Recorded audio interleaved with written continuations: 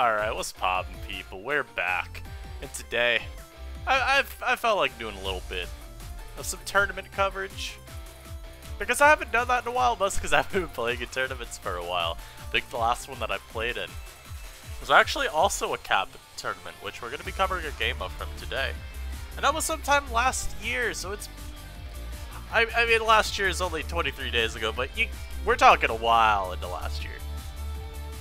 Anyhow, as we can see here, in my good friend Spoo's prediction of how this game was gonna go. Not sure if I played a game of Gen 9 now. He's actually incorrect. Leading into this, I'd played a staggering 3 games of OU before playing against KDCA. So obviously I'm a bit of a menace coming into this. Lots of experience by my side. Anyhow. Had I played an actual game of Cap yet? No, not at all. Actually, couldn't be further from it. I didn't even plan to originally sign up for this tournament, but then I was like, you know what? I kind of wanna. Anyhow, let's look at this game. So, something, just to briefly mention, what we're seeing a lot of in Cap right now, there's kind of 2 things. One, there's these really obscene, bulkier teams, not full-on stall, but just disgustingly fat anyway, where it'll be Gargonackle with the Stealth Rock set that it can run, and then Argonaut and Equilibra. And just a brief reminder for those that aren't the most informed on what the different caps are, Argonaut is a water fighting type with Unaware, and it gets, moves like Spike, Circle Throw, Knockoff, Recover, Toxic. So, Toxapex on crack, if you could imagine that. And then Equilibra is a ground steel type with 2 different abilities that see use, Levitate and Bulletproof. And it gets, the most common moveset you'll see is like Earth Power, Flash Cannon. It was designed around Doom Desire, but that's not in the game right now, obviously, since Jirachi isn't in the game. Rapid Spin, and then one of Pain Split and Aura Sphere. So you'll see that defensive core really frequently right now. And one of the really good ways to bypass that, actually, and it's partly why I really like this team that I brought, shout out to Layson for building it, is Sun.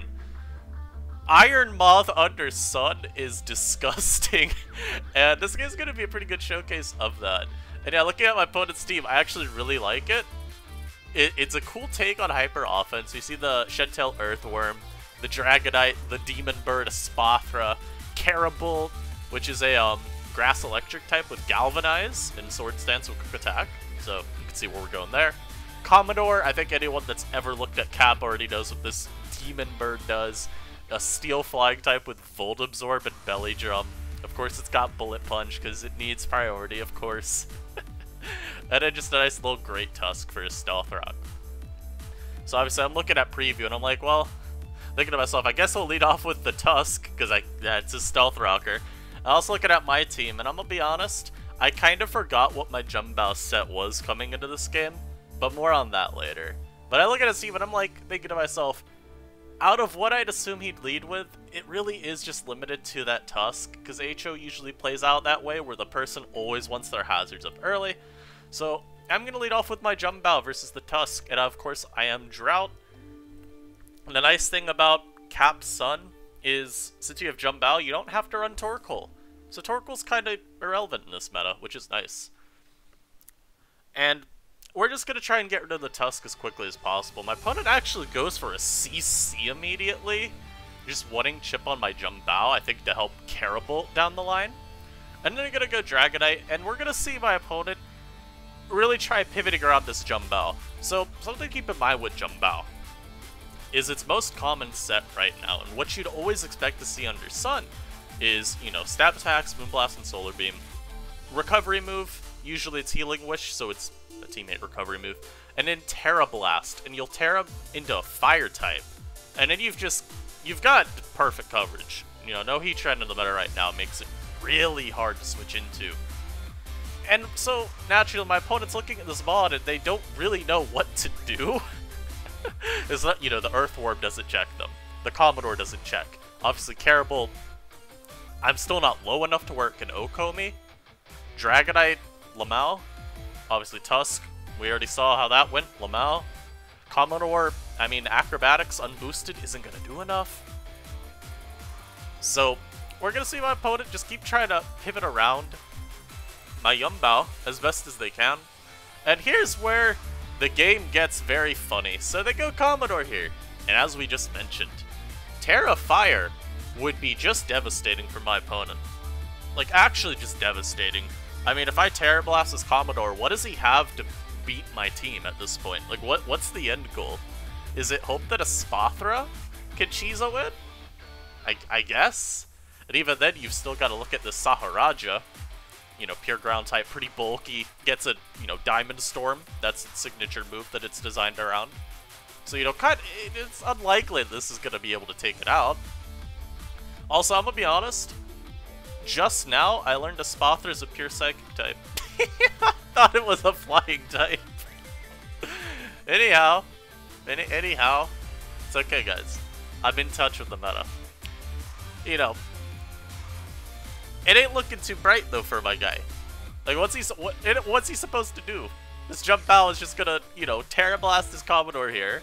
He's gonna go into Carabolt. I guess, you know, maybe go for Terra of his own and try and hopefully trade versus me. You know, it's awful here. And so naturally, my opponent does scout for the Terra Blast, and he gets Moon Blasted in the face and dies. So here's the problem. I don't have Terra Blast. I got past this team. At the time, I saw this set, and I was like, wow, I do not have Terra Blast on the jump bow. That is certainly interesting.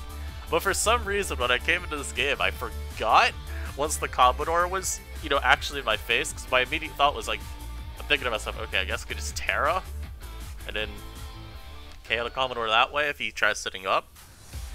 And I look down at my son, I'm like, oh dear. So now we're in the lab, we're calcing. And I'm like looking at it and like, okay, I could Moonblast as he sets up and then sack my Tomahawk because it doesn't really do anything this game anyway. And then go into my Roaring Moon, it'll tank a Bullet Punch, and then I can Revenge Kill with Crunch. Yeah! And I mean, then this plays out how it did anyway. The play looks a lot more hype than it actually is. But I still feel pretty good about it. Anyway, now this Earthworm comes out. Of course, we're going to see the Shed Tail. I always go Roaring Moon here, because my best guess is that my opponent wants to get Commodore back in behind the sub. We already saw the calc, so we know he's not going to be able to belly drum up and actually beat me. The unfortunate thing for me is Roaring Moon Crunch does not OHKO the Commodore. But at this point in the game, I was just more concerned with ensuring that the Mon was not going to be able to, like, get back to full. Now, admittedly, something that maybe my opponent could have tried, and I'd have to calc to confirm, but maybe after... Maybe he could have, like, taken the Crunch, or calced to see if there was a damage roll, where Crunch, after the Citrus Berry, as we saw here, he got over to 50%, he could have gone for, like, Belly Drum there, and it would have KO'd my Roaring Moon with BP from then. But you still have to play around the Tomahawk. Like, Hawk's gonna come out the next. Yeah, never mind. I don't think Commodore was ever getting any leverage, which makes... Where is it? Which makes this statement right here all the funnier.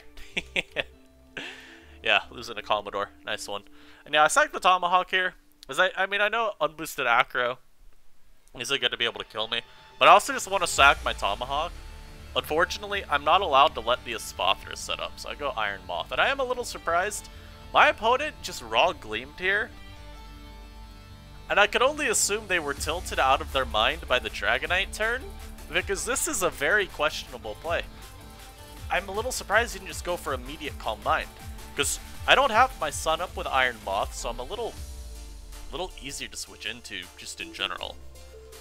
And I mean, you get a CM up, you start getting these speed boosts. I think Stored Power is just going to smoke my Moth.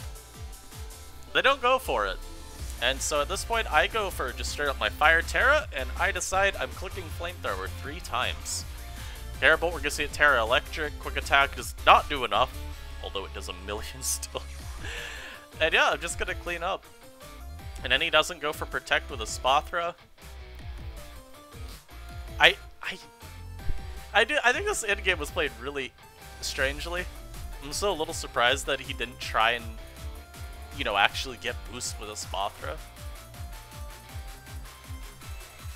Because I do have Ceruledge in the back with Shadow Sneak, but he hadn't Terra'd by the time he originally went out to a Spathra versus my Tomahawk. So I think maybe he could have gone for Calm Mind versus Hawk as I go to my, you know, Iron Moth there. Admittedly, I was like fully prepared to just sack it and use it as a turn to get Ceruledge in and hope to do something that way. But he gleams immediately. And yeah, I mean, from there it was really just trivial. Very interestingly played out in-game, but this is a very fun game to get back into it.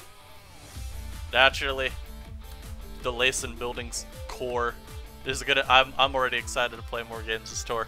I think in my team chat I was saying before the game, I'm like, yeah, you can sub me for next week if you want. I don't really care. But after winning this game, I'm just like, nah, keep me in, coach. I got this. We'll see if I do more of these in the future. It'll be entirely contingent on how fun I think the games were to watch. And this was just two offense teams. And I think feature two generally fun teams. Also, just something to point out. Between our two teams, the only non-cap, non-Gen 9 Pokemon in this game was a Dragonite. If you needed any further just like evidence that Gen 9 Pokemon are stupidly broken in general. I saw there was a Twitter post someone made in response to one of the posts where like the Smog on Twitter announces a bans that happen, and it was someone said like, wow, banning all the Gen 9 Pokemon, rada rada. I'm like just thinking to myself, yeah, they're all kind of obscene. Like, I don't know what, it's just like the stats on these Mons are just higher than they used to be. And then of course too, we've got Paradox forms, which are generally just stronger Pokemon than normal ones that we get. I don't know, I feel like this gen we just got a ton more really well optimized Pokemon. And when you look at some Pokemon in previous gens, yeah, they're just worse because their stats aren't too well optimized to do what you'd want it to do. I wish I could think of an example right now off the top of my head. But I'll be honest, I'm struggling a little bit too. Regardless. It's generally, we've seen Pokemon where it'll be like move pools just like kind of screwing it over. Like, if you want to look at an ability, Slacking gets screwed over by having Truant. There's plenty other examples there. But this gen, it just feels like so many of these new Mons, in particular the Paradox forms, even though their ability is still kind of situational, the stats are distributed so well, the move pools are really nice, that these Pokemon get turned up a good few notches just by proxy of not being, you know, looking like they were designed by someone that just learned how to speak. So I think it's just a really interesting thing to see. I do wonder if we'll see more action taken on Pokemon that are, you know, just of the new mold. But we'll see. And yeah, I hope y'all enjoyed this one. If you did, of course, hit this video up with a like.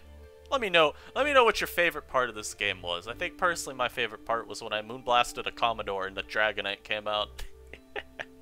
Until next time, hope y'all have a lovely day. I'll see you then. Peace.